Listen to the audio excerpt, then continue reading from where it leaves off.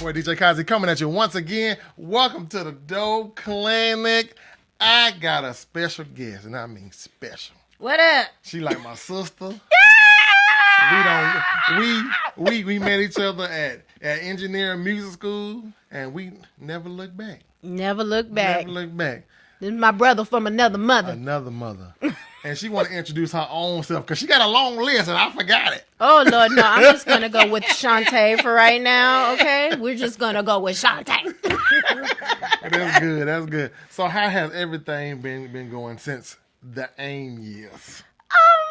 Up and down. I'm going to be honest. Up and down. Up and down. We up and down twins. Yeah, I That's how it mean, was. what I can tell you about being in school is you have hopes, you have dreams, true. you think things are going to fall through like this, and then life happens Tears you up. and spits you out. Children, careers, money. maintain. No money. You trying to maintain everything. Right. And boy, when I tell you, Not easy. Not at all. Not easy at all. Not at all. So the topic today is how to balance your career and life with dreams and your family. Phew, that's And a your lot. dreams, lot. family, and That's a lot. career. Because it's, I mean, just thinking that my life from starting from AIM to now, I went from being in the I mean, pretty much almost got the same thing, but me being working in the studios, me learning how to be a producer, me trying to form my own record label. Oh my God. Yes. Me trying to be the producer of And all. I've been there through all of it. Literally. Oh, Jesus. And BlacKryptonite. now I done switched all the way over. Now I'm more of a video, music, Yeah. toy photographer, entertainment, but I still do music. I mean, Right. I still, you know, like the music I have in the background and things like that. Those be my tracks. So I still do music, and if people ask for tracks, I have still tracks. got them tracks on deck. I still got tracks on Call deck. me up and I'll negotiate a deal. Because people be shy. Bro, you still doing tracks? That right. You think I just got equipment just to be sitting around? Right, just to be having equipment. That's That's the way I have seen my journey go up and down. So what was yours? My journey was a little different. You know, after I got out of AIM, of course, I got pregnant right away. So, Funny. This is funny. this is so funny. Her and my wife, Pregnant, same time. same time, same damn time. So, you know, my journey was a little different. You know, I expected that I was going to come out, work in studios, and I was doing that. Right. You know, I was writing for Jive at the time. Oh, wow. Yeah, you probably didn't even know that. I was writing for Jive. I had a couple publishing deals sitting on the table. I was working with this other guy who used to be vice president of A&R Okay. for Jive. Okay. And he had started his kind of like own writing session group. Oh. And so I was working with him. I was doing a lot of writing. I was in the studios. I worked in Hot Beats. Y'all know I worked at Doppler. Yeah. I worked at Stank on You. So, you know, the list goes on and on and on and on. And I was up in New York with an artist writing for Jive. And I was so hungry. And I was like, yeah, I want some chicken wings and I want some noodles. And can you give me a couple of empanadas? And I'm like, and a bottle of wine. So after I ate all that, it was like a truck hit me. And then my friend says, well, what's wrong? I said, I'm probably pregnant. Came back home, took a test, and I'll be damned. This is 3 months after I graduate. So, of course, you know, I didn't think anything of it. And I just kind of kept going. And, then Rachel happened. And so then my priorities, of course, shifted because children are expensive. Man, who you telling? And I didn't realize that. You be like, I just gave you a bottle. Right. hungry You again? need another pamper? You know, another pamper? What? You mean I Right. got about a 24 pack of what? Right. So, you know, I never went without when I was growing up. You know, I didn't know what that felt like. Right. And so I never wanted to have a child and not be able to give her the type of things that I had when I was growing up. So I had to make a choice. Yeah. at that point. Do I still retain what I'm doing in music? Right. Or do I go find a job? So the reality was I had to do what I had to do. I had to find a job. I had to get a job. You know what I'm saying? Especially in those early years. Mm-hmm. You know, once she started getting older, of course, I was able to kind of go back and do some things. Now, I didn't do them the same way. I started managing people because it was a lot easier. Right. It didn't require so much of my time. I didn't have to be away from home as much. Okay. But I still was able to kind of do the music thing. And then, of course, you know, I wrote Beechwood Falls. Right. Lord have mercy, Jesus. Wonderful. Wonderful show. Wonderful So, show. Strength. Right. I wrote a television show and we filmed a pilot. And, Which was fun. That was like the 3 days. So I did sound for her. So, right. It's like he's been there the whole time. So I did sound, and those were like the fun 3 days. It was just like, all right, Corey, we need to be here such and such time. Yep. Blah, blah, blah. Next On day, set. Corey need to be here such and such time. Yep. Sunday, we need to be here such and such. I was like, woo. Yeah, it was like, by day 3, I was like, he's like, it's a wrap. I was like, whoo. Jesus. It was a lot, but it was fun. But I was proud of you, though. You had everything mapped out. Your sisters came and helped. Oh, man. My sisters was bomb.com, right? They was doing what they do. You had good actors and actresses. I did. And they just did that thing. I mean, it came out good. And, I mean, like a few of them that was the actors and actresses. Shoot, I met them, and then we became friends, and I be talking to them on Instagram. Yeah. So, you talked to Lim? Mm-hmm. Oh, my God. And he's doing his own series now, too. He is. And he's working with a guy that I used to work with from Stank On You. See what I'm saying? I was like, what? You know Renegade? Get out of here. So it's like, it just keeps rolling and rolling. It just keeps rolling. And but that's the way the whole thing is about when you're trying to balance out your life and your family, and you're trying to make sure that you're trying to at least trying to put some of your dreams in there. Because I know me.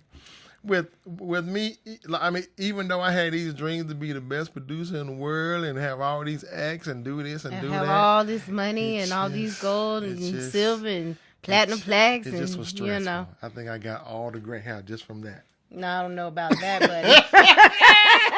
I don't know about all that, but okay. Okay, that was a little. That's a stretch. The whole patch on this side was just. First of all, when I first met him, I was like, "Exactly how old are you now?" He was like, "I'm your age." I'm like, "Are you?" Hell nah, you ain't. I'm like, "Are you sure?" Hell nah, you ain't, buddy. You better start lying. The Lord don't like them. That's right. The Lord don't like ugly. Don't be lying. I don't want no lightning bolt coming down striking me, fool. He was like, "I'm for real. I graduated the same year you did." I'm like, "Okay." And made it so bad. They used to call me the old guy. They used to call me the no. They didn't call me the old lady because they was busy looking. They was like, "They're like, come on, old guy." Wait a minute. They used to be like, "Who is that?" I'm like, Bernard older than me. Bernard was old. He was. Bernard was old. He was older than me. They called me old guy. What's up, old guy? Wait a minute. Yeah, Bernard was. Because I was just 30, 32. I think we went to school. Yeah, we was just 30. Yeah, I remember I turned 30 when I was going to the school. And I was like 31 when I first started. And then when we got out, I was like 32. Yeah, I turned 30 that year. Because I remember I had turned up like real hard. And then I came to school the next day. Remember, I was like drunk for like 3 days. Remember? Right. I was like, dang, I guess I can't do it like I used to do it. I'll tell you what, though, we had a good time. Yeah, we did. For that to be a year course, we had a good time. We had a good time. It taught us a lot of stuff. It did. And it taught us how to be dedicated to something. Yeah. Because, we was there all day. All day. You had to clock your hours. Morning to nighttime. Yeah. We was there all day. You had to have clinical hours. Oh, my and God. Labs. I felt like I was damn a nurse. Night classes and all this other stuff. That's why I was so glad when my wife was like, I take care of the bills, you go to school. I was like, Yeah, I mean, might not ever hear this again. I mean, that's what my husband said. I mean, the thing is, like, people don't realize, number one, you can't make anything happen without support. True. True. In our cases, we had spouses, but, in some other people's cases, they would have had their parents or they would have had a significant other who was supporting their dreams. So that's one thing I will say. whenever you're looking to try to balance kind of that career and your dreams, you got to make sure you have a support system. But there was some people that didn't. Like Rhea, he was just by himself. Right, and he was struggling. He was struggling, but he sacrificed coming to school every day. Even I took him home sometimes. Right. Because I was like, bro, just ride with me. Even though we was totally different way, I still took him home just because But I that was admired you was his that support dedication. system. Because I admired his dedication. Right. And he did. I mean, so some people just don't have it, but to be a blessing to others, that's a key. I will definitely agree. There was a guy when I remember I started in the night classes and I transferred to the day classes. Oh yeah, that's right. You sure did. So there was a guy in my night classes, and I remember he used to have such a hard time because he was trying to go to school. He was doing 2 different schools at the same time. Oh, wow. Right, because he was trying to get his electrician license or something. Jesus. And so there were some times where he couldn't like do his labs and stuff, and I'm like, hey, look, let me just clock you in, Shaunte. You ain't gonna make it through if you don't. And I remember him telling me I would not have graduated if it had not been for you, because he could do the work. Yeah, just getting them hours. Right, it was hard. And sometimes we just be there just chilling. Kicking it. Doing nothing. Kicking it. Doing nothing. Right. We doing nothing just so we get them hours. Just to get the dang hours. My wife used to call me. She's like, you still at school? I was like, yeah. I'm trying to get these hours. I said, I'm going to leave by 7. Right. And I've been there since 10 o'clock in the morning. Right. But it was nice to be able to have somebody like come clock you out or whatever it is. You'd be like, shit. Friends was key. Friends was key to surviving. I mean, it was really like a true family. I mean, we really all cared about each other. You could tell, nobody wanted the other to fall. No. I mean, even though when we first started, we didn't know each other, but probably by week 3 or 4, we kind of knew each other and what we needed and what's gonna help us get to that next level, and we ride each other. Yeah, we did. Yeah, we did. Because anytime they was like, "Oh, I need a singer," I was in there singing the hook. Like, okay, now go mix it. And then that was one school that that had bass players, guitar players. Yeah, it was players. so cool. So you can find the whole mix and make a great song with all these people. So I mean, that was a good thing. And they needed to do it for their course hours. Right. So it's not like we didn't have to twist their arms like, okay, let me give you a union. Anyway. Right. Well. Right. I'll come riff on you right quick. And then the one thing I can say that I appreciate my wife about that whole situation is that she didn't really, really look down on me trying to do something new. Because I did graphic design all the way till the end. And then when graphic design kind of was not my base no more, that she really was like, hey, you know what? Just do what you need to do. Because I guess she heard the potential I did. Because I used to be in my little corner making beats. Oh, with my little God. keyboard, headphones on. Oh, my God. So he thought he was Puff Daddy Jr. Bakes and Reasons.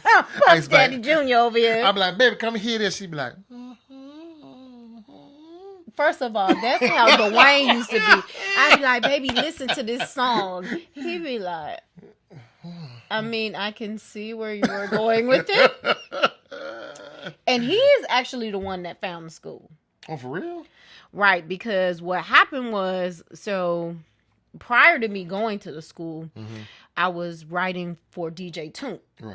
And at the time, he had a deal with Mariah Carey where he was helping Jermaine Dupri work on her album, right? Which one? Because I know he the one that she had. Was it that Mimi album? No, yes, I think the Emancipation of Mimi. Okay. That was the one. And so he had set me up with one of his producers. Okay. Said L Young on the track. So he had set me up with one of his producers, and so I would go in there and we wrote all these songs, like 1,000,005 songs, and that shit would sound banging when I would come out of the studio. But then I had like this little makeshift studio in the house, and I'd be like, oh yeah, I'm doing it. Man, my parents would be listening, they'd be like, They be like, what okay. the hell is that? What the I didn't, I had a dictation mic.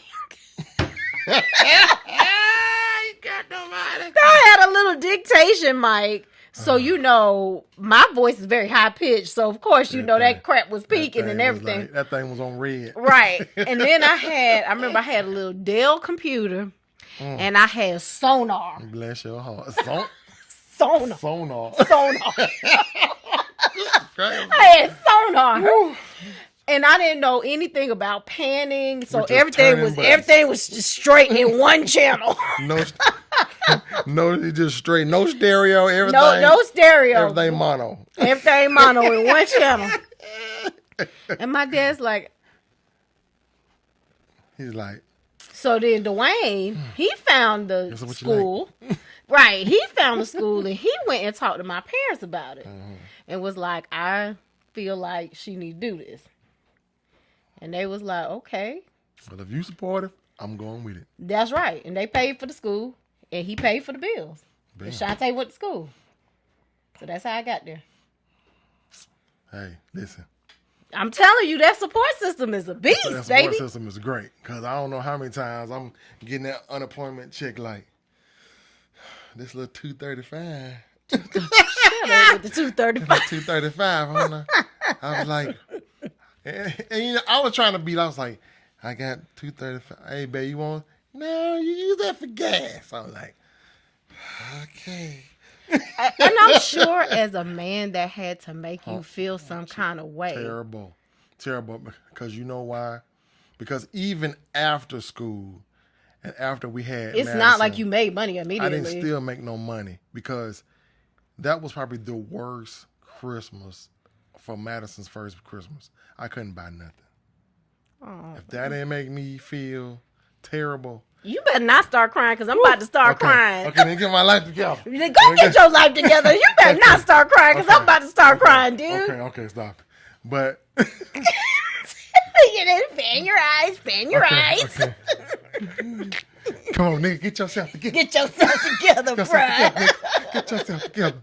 So, me not having to do that, I vowed. I said, you know what? This will never happen again. Never. And I tried my best to figure out certain things. So then I was like, okay, well, what if I charge people to record? Mm-hmm. Boom! Money started coming in a little bit. Right. I charge people to mix. A little money started coming. Yep. Next thing I know, then I found me another graphics job, and now I started making some money. I was like, man, now I'm starting to get back together. Mm-hmm. And then, I got laid off again. So I'm like, shit. But I still try to maintain. Mm-hmm. And then after I started getting maintaining, then we finally started to go up rising, and then, whew. Yeah, I mean, you have to be honest with yourself. See, that's one thing. Thank you. I'm glad you said that. So many people, they just be like, I'm chasing my dream. I'm praying to God and waiting. No, you have to be honest with yourself. When you see the bill come in and you ain't got no money, you need to do something different, Shaunte. Something. I mean, that's just what it is. It is what it is, which is why I knew I had to go back to work, because I'm like, my daughter is expensive. Because even when I started DJing, I used my first little, I used a little bit of my income check to get some DJ equipment. But she thought, what? You finna what? And I was like, no, I can DJ. Make money. I can make money. And she was like, okay. Irritated, but we support our men. Then when she started seeing that money, she's like, okay, maybe I'm gonna leave him alone. Right. So, it was a up and down period where I was. And it's hard. It's hard. I don't know how I'm gonna make it. These little checks is just not gonna work. But I maintained. I kept my faith in God, and I just said, man, you can do it. Just keep going. And now, man, I ain't looking back. I'm trying to do other things. But the thing is, faith, and this is what I always tell people, and this is honest God truth. Praying and faith doesn't work without plan and action. Exactly. You have to have a plan, and you have to be moving towards that plan for God to start intervening in what it is you want. Yeah. You can pray all day long. Exactly. Praying all day long is not going to help you. You ain't even moved yet. Right. I'm not going to move. How am I supposed to put stuff in play and you still back here? And that's the truth of the matter. I mean, there were times we had some we had some rough times right after, we had Rachel. We had some rough times because even after I had her, I didn't go right back to work after that. It was almost a year, and we were about to lose everything. I mean, and I was too proud to say anything to my family because I'm like, they didn't put me in this predicament. Yeah. And I had to put my big girl panties on and say, okay, what do I have in my wheelhouse that's gonna allow me to get myself out of this situation? Yeah. And so I never forget that day. I prayed and I said, in 30 days, I need to have a job. Right. And so that day, after I prayed, I started applying. And on 29 days, I had another job. Ooh. It wasn't a full-time job, but it was a job, and it was paying, I think, like $18 an hour, and I was able to get like a lot of overtime, and that really helped our situation. Right. And actually, it allowed us to be able to go and get another house that very next year. Okay, that's good. You know what I'm saying? Even though we was in a situation. Wow. A situation. I know them situations. And I never forget. You trying to squeeze that little money? Yeah, I never forget. My husband was like, you need to tell your parents. I'm like, I ain't telling my parents. For what? They didn't put me in this situation. They gonna get me out of it. You tell them to do this, tell them to do that. No, I'm not telling them nothing. We ain't like, bruh, tell him, please. Right, because he knew if I said something, they were going to intervene. But I just felt like this is something as a grown woman with a kid. Now, if I didn't have Rachel, maybe I would have felt a little bit differently. Okay. But since I had her, like, once you have that first kid, I feel like something just turns on instinctively to say, this is me. I got to take care of me and mine. It ain't up to nobody else to take care of me and mine. I know, because there was some people just like, bro, how you gonna do this and do that? And then you're always here. I'm like, bro, I'm just gonna have to just face it and just do what I need to do. Because, like I said, when I missed that first Christmas, and I even missed my baby's first birthday party because I had to work just to maintain, because those were extra hours that I needed, And I just like, bro, I'm not gonna get that weight I'm on. But the thing is, now I feel like the funny thing is they're not gonna remember that their daddy wasn't there. She First dang even birthday. know I wasn't even there. First of all, Rachel slept through her first birthday. It was like Thanksgiving dinner up in our house. First of all, my mom had turkey and ham and chitlins. I'm like, what kind of birthday party is this? Or... We had a big jump house. It was crazy. And we were like, Rachel's like, it's my nap time. I know I'm one, but I'm going to sleep. Right. And everybody's like, oh, what, Rachel? She's like, I do not know you like that. It is my nap time. Good night.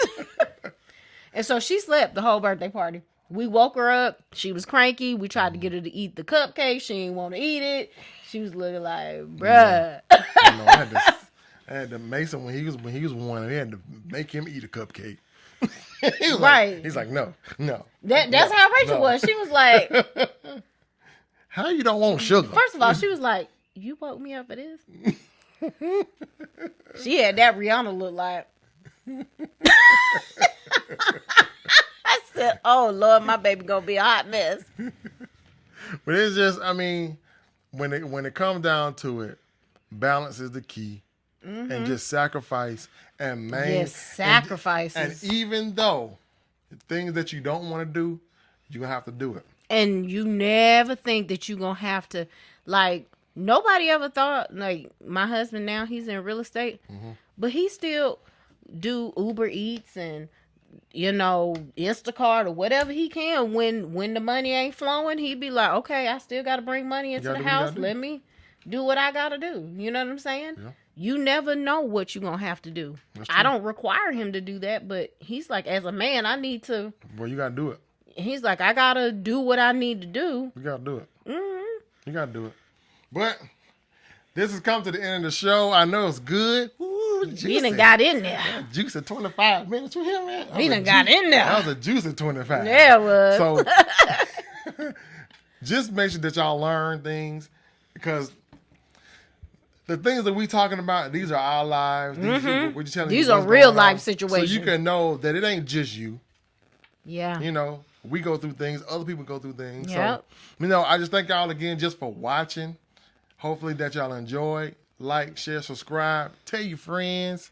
Shaunte, I want to say thank you just for coming out. Because when I text you, I was like, let me text and see if she gonna. She said, yeah. I said, ooh. Of course. Give me a date. Oh, yes. Oh, cool. Yes. Of course. He knows. I'll do anything for him. So he calls me. I always tell him yes, because he always tells me yes. I do. He do. He never told me no. Not a day that I've ever asked him to do anything. Well, I just thank you. Oh, my buddy. So, thank y'all. Thank y'all for watching Dope Clinic. My name is DJ Kazie. Peace.